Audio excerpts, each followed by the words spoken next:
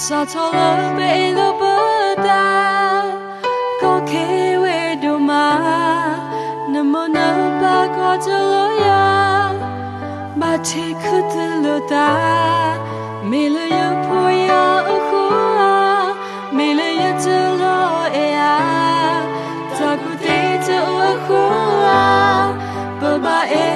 khut lo da